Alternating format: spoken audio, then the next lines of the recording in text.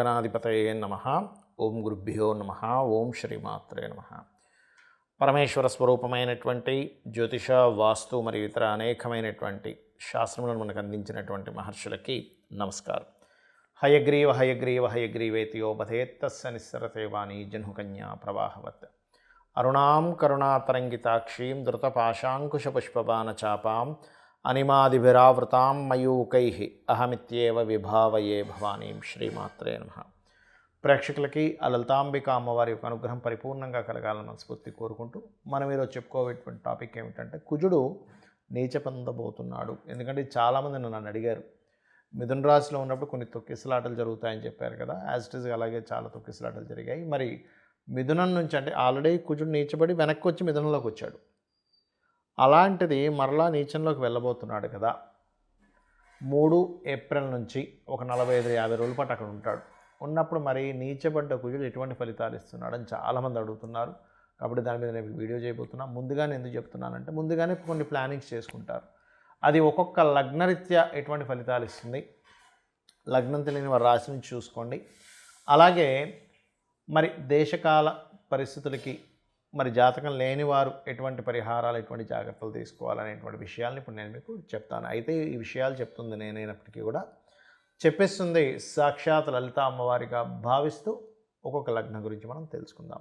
సింహలగ్నము, సింహరాశి. సింహం వారికి కనుక చూసుకున్నట్లయితే మీకు కుజుడు 12వ స్థానంలో నుంచి పొందుతున్నాడు. 12వ స్థానం అనేటువంటిది వ్యయము, అంటే మీరు చేసేటువంటి ఖర్చులు, మీరు చేసేటువంటి ఇన్వెస్ట్మెంట్స్, విదేశాలు, వివాహ జీవితము, ఈ అంశాలలో చాలా జాగ్రత్తగా ఉండాలి. గుర్తుపెట్టుకోండి, చాలా జాగ్రత్తగా ఉండాలి. అంటే ఎందులో ఇన్వెస్ట్మెంట్ చేస్తున్నాము, విదేశాలు తొందరపడిపోయి వెళ్ళిపోతున్నాయి, ఎవరో పిలిచారని అసలు ప్లానింగ్ ఉందా లేదా.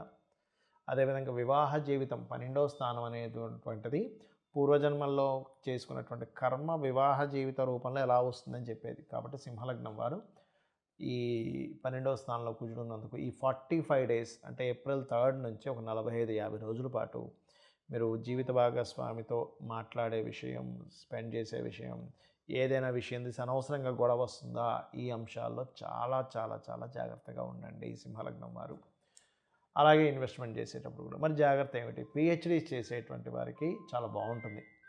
జాగ్రత్త అంటే ఇందాక నేను చెప్పినట్టుగా ఈ ఇన్వెస్ట్మెంట్స్, ఈ గొడవల విషయంలో జాగ్రత్తగా ఉండాలి, విదేశాలకు వెళ్ళే విషయంలో. కానీ పిహెచ్డీస్, రీసెర్చెస్ చేసేటువంటి వారికి చాలా అనుకూలంగా ఉంటుంది చెప్పాలంటే. ఈ కాంబినేషన్ అనేటువంటి మంచి అనుకూలతనిచ్చేటువంటి సమయం చెప్పాలంటే.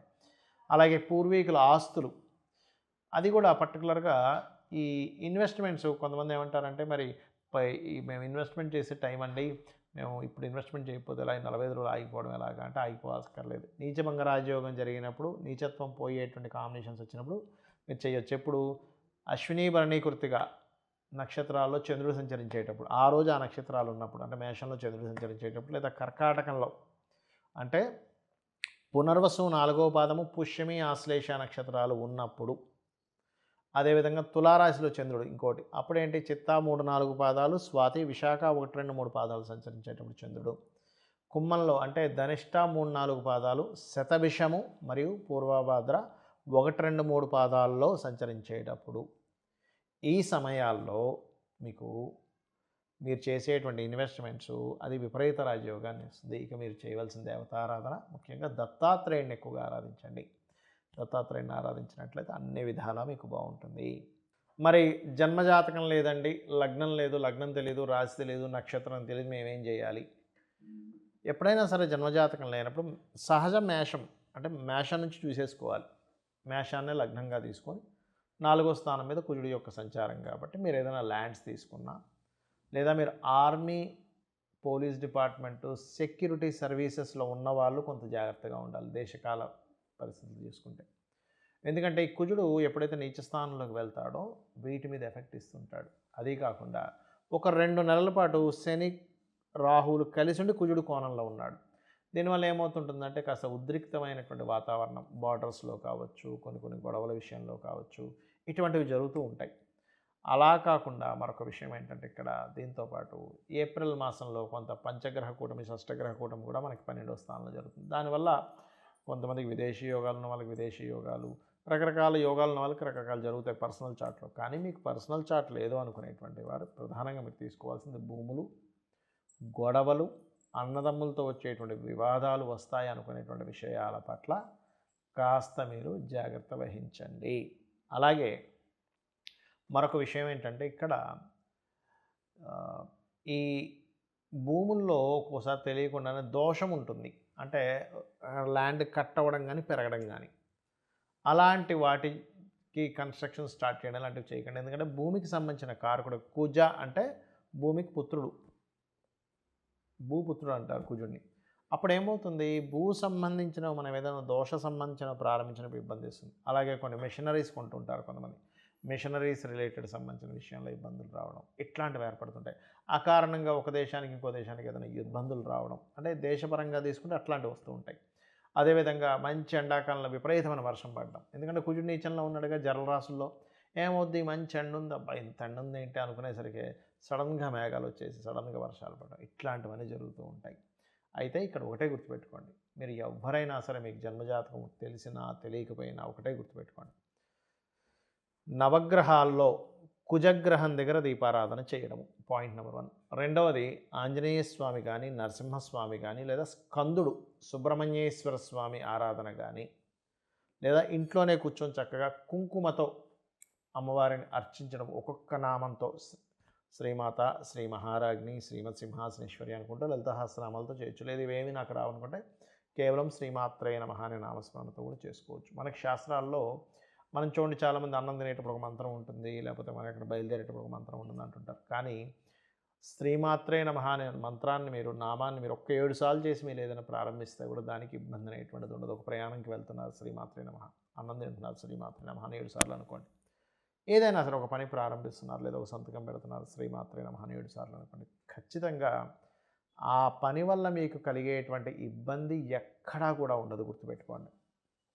అలాగే కాస్త యువకులు ముఖ్యంగా, ఎందుకంటే కుజుడు యువకులకు కారకుడు, గుర్తుపెట్టుకోండి. యువకులకి, భూములకి, అదేవిధంగా కాస్త ఆయుధాలకి, వీటికి కారకుడు అనమాట కుజుడు.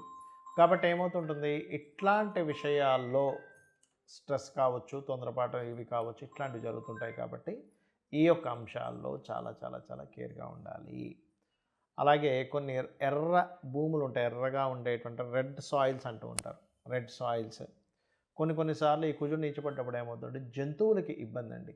అంటే అడవుల్లో ఒక్కోసారి జంతువులు, కొన్ని అగ్ని ప్రమాదాలు జరగడం వల్ల జుగులో ఉండేటువంటి జంతువులకి, ఎందుకంటే కుజుడు కొన్ని జంతువు వాటికి కారకుడు అవుతాడు. ముఖ్యంగా కుక్కలకు కారకుడు అవుతాడు. మనం ఒక్కోసారి చూడండి ఏదో పిచ్చెక్కినట్టుగా పిల్లల్ని కరిచేస్తున్నా అంటుంటారు. ఇటువంటి వాటికి కారకుడు. కాబట్టి మీకు యువకులైనట్లయితే వాహనాల మీద స్పీడ్గా వెళ్ళడం ఇట్లాంటివి చేయకండి దయచేసి.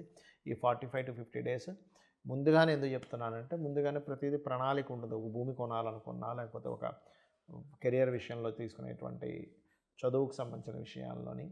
కాబట్టి ఈ కుజుడు నీచబడ్డప్పుడు ఏమవుతుందంటే సర్వసాధారణంగా కొన్నిసార్లు మనం న్యాచురల్ 4000 అనేది ఎడ్యుకేషన్ స్థానం కాబట్టి ఏ కోర్స్ అయితే తీసుకోవాలో ఆ కోర్సెస్ తీసుకోవడము, తీసుకోకూడదో తీసుకోవడము, అరే ఈ కోర్స్ తీసుకున్నాను అనుకోవడం ఇట్లాంటివి జరుగుతుంటాయి. కాబట్టి నేను చెప్పినట్టుగా ఇవి చేయండి. ముఖ్యంగా దేశీవాలి గోవుకి తినిపిస్తూ ఉండండి. క్యారెట్స్ కావచ్చు, బీట్రూట్స్ కావచ్చు. కానీ ఒకటే అర్థం చేసుకోండి, ఏంటంటే ఈ సమయంలో ఉద్రేకమైనటువంటి నిర్ణయాలు, ఆలోచనలు చేయకూడదు. శ్రీమాత్రే నమః.